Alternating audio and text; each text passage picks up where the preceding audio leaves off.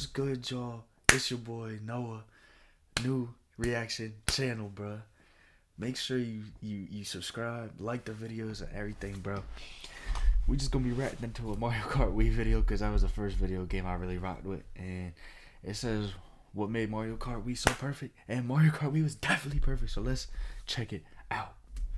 Mario Kart is undoubtedly one of the most iconic franchises in all of gaming. No cap. These games are some of the best multiplayer experiences ever crafted and have created memories for millions. Facts. But even 14 years after its release and multiple Mario Karts being released after it, 14 years, bro. It came out when I was 7, bro.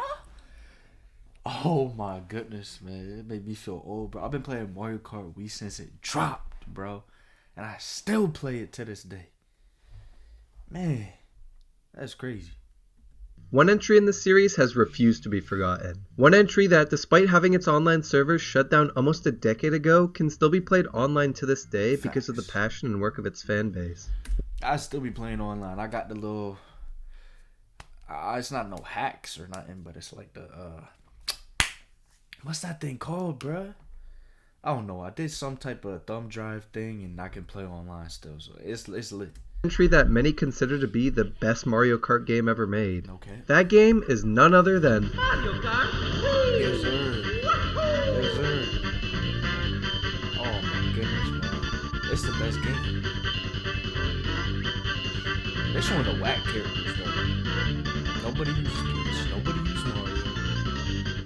Nobody uses Luigi. Or Mario. Or Koopa Trooper. Nope. Bro, where's Funky Kong at, bro? And Daisy. Them the two best characters. Not Donkey Kong, Funky Kong.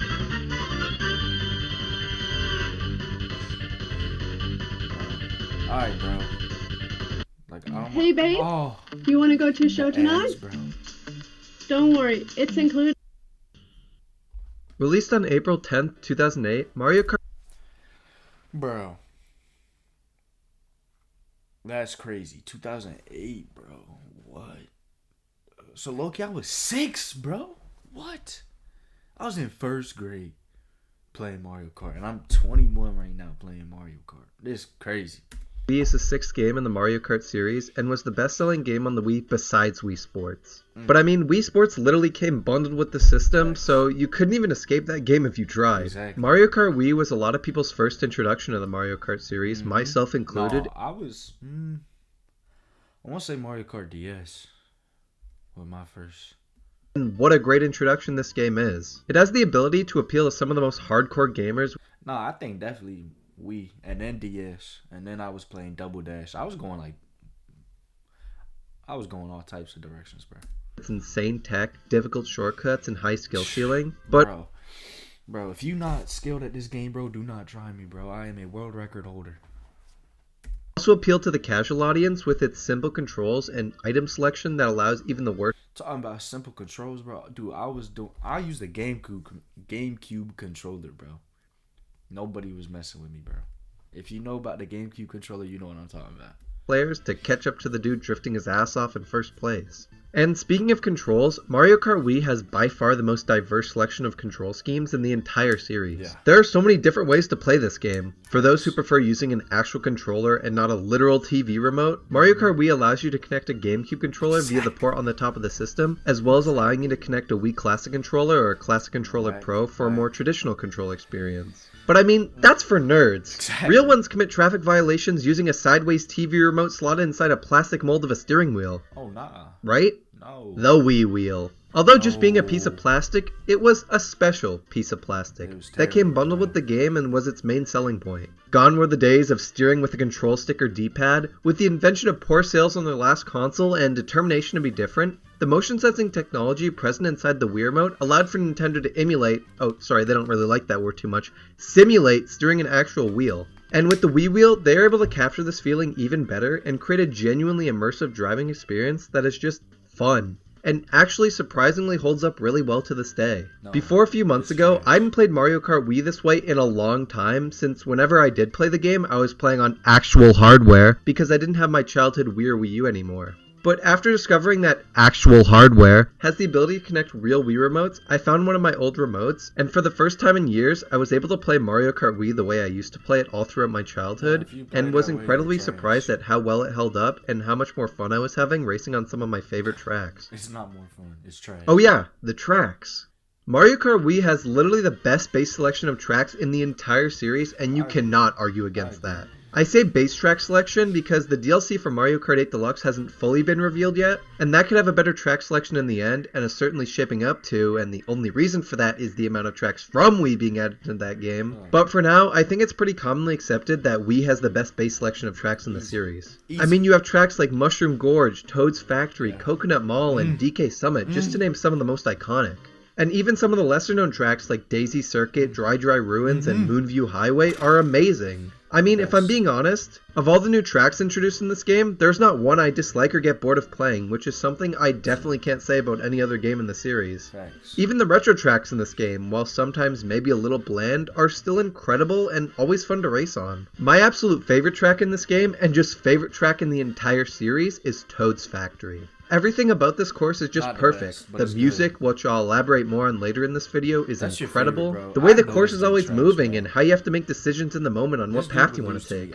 Like, for example, near the beginning, you have these hydraulic press things. And if you go on the green conveyor belt below it, you get a boost to speed and go faster, but run the risk of getting crushed. You have to quickly time in your brain whether or not you'd get crushed taking that, and if it's really worth it. I absolutely love this quick decision making the track offers for players who want to get the upper hand, because in my opinion, that's what Mario Kart is all about. Making decisions in the heat of the moment and seeing if they work. Trying something new because you saw it in the corner of your eye. The main concept of this game is win. It really is a shame that Toad's Factory has never appeared in another Mario Kart game. It would be perfect in Deluxe, especially on 200cc. And while on the topic of tracks exclusive to this game, we have one of my personal favorites, Moonview Highway. A track all about racing on a highway. There's a track similar to it called Toad's Turnpike in Mario Kart 64 and 8 Deluxe. But I mean, Moonview Highway does the idea so much better. The track is very difficult because of all the moving cars on the road, but steering around and avoiding them, especially at high speeds, feels amazing. The aesthetic of this track is also one of the coolest in the series. I mean, look at this place and tell me you wouldn't want to commit multiple traffic law violations in it. One amazing track from this game that is featured in other Mario Kart titles is Coconut Mall. This track has been talked about to death, but for good reason. It's incredibly creative. When I went to a Mario Kart tournament in Virginia when I was about 14 years old, man, I got second place in the whole tournament because I came in second place on this race, bro. I was winning first place every time, but it was weird, bro. They was going by like who wins the last race. It was a weird bracket, like it was so dumb. But me and the last dude, right? We going. It's on Coconut Mall, bro, and I'm cooking him the whole race. I'm front running the whole race, obviously, because I'm the best. And bro, first place whole race. I get to the last turn, yo. Boom. I get hit with a blue shell. I'm like, but I'm like, all right, whatever. We cool. We chilling. Because I still got some space.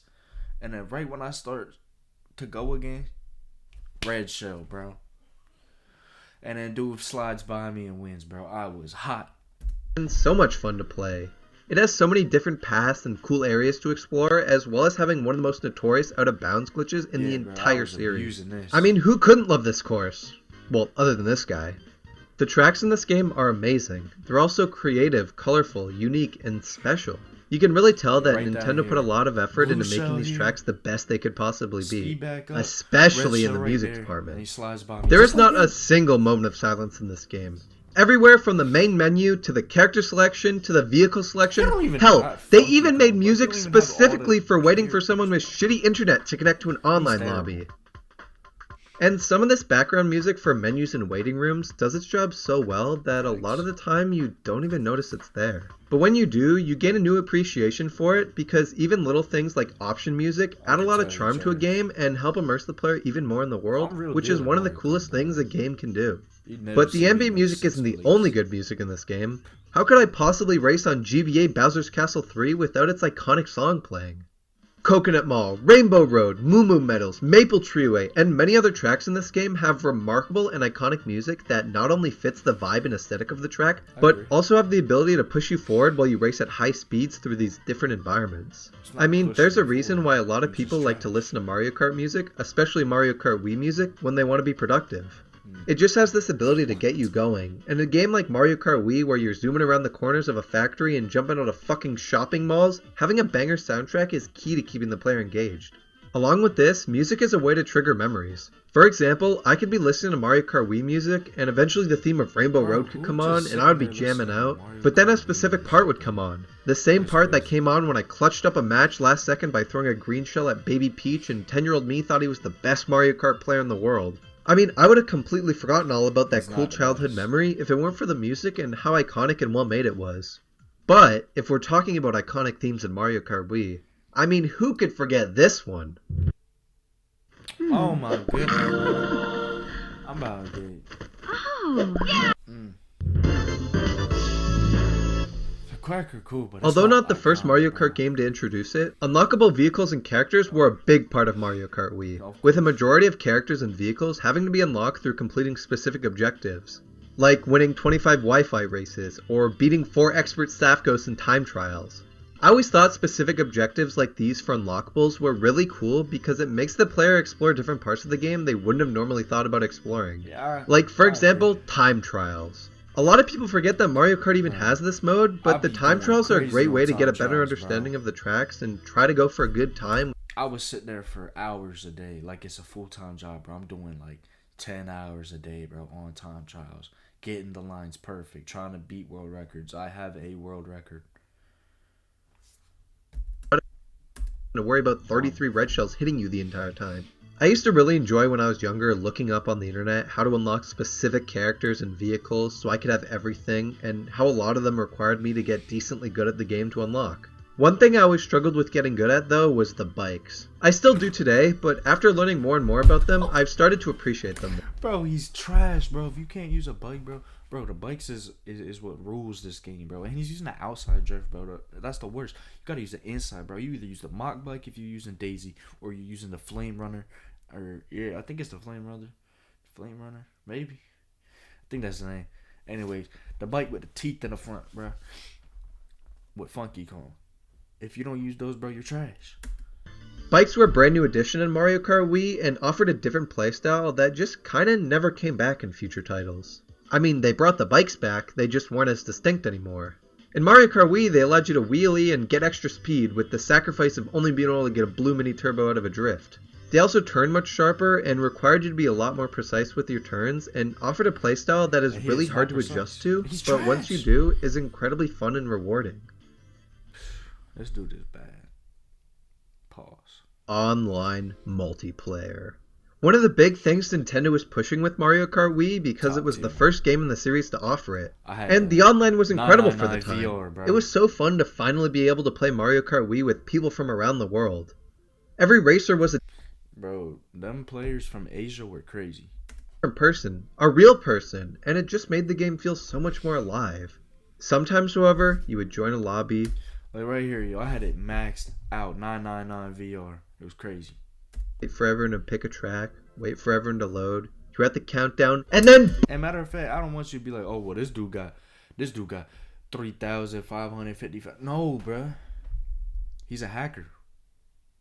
It don't work like that in the game. For real. That's like today. You can do that with the new online system. But the regular, original online, you can only go up to 999. And that's what I had. Maxed out. Lobby, wait for everyone to pick a track, wait for everyone to load. You're at the countdown, and then boom! 33 blue shells, bombs everywhere, red shells flying out of the air, lightning every 2 seconds, green shells lining the laws, just absolute chaos. But when I would log into the online and they would do this, bro, I would get so mad. How are people doing this, you ask? Hacking. It was incredibly easy to hack your Wii with infinite item mods, and just as easy to go online with them due to a lack of anti-cheat because of how new online multiplayer was to Nintendo. But I mean, I'm not complaining. These lobbies were fun as fuck. No. One of the coolest things to experience in this game was being in one of these hacker games. It was absolute chaos, as I said before, but it was hilarious. No. People could barely complete a lap. And when they did, the hacker was sitting at the finish line with another 50 red shells. I wish I could have experienced more of these, but the few I experienced are some of my fondest early memories with the game. But as the Wii era came to a close, and the Wii U became Nintendo's main focus, the Mario Kart Wii servers would eventually shut down on May 20th, 2014. Just a few days before Mario Kart 8 would release on the Wii U, making it impossible to play Mario Kart Wii online ever again. Or so we thought. Exactly. You see, before Nintendo shut down the servers for Mario Kart Wii, a group of dedicated fans came together and worked to create online servers that could be accessed as easily as inputting a... Alright, man, that's enough of that video, man. I'm done here. Hey, we seen it, man. Hey, make sure you check out the rest of the videos on the channel, bro. I'm about to be uploading on this joint a lot. And I'll catch y'all later, man. Peace.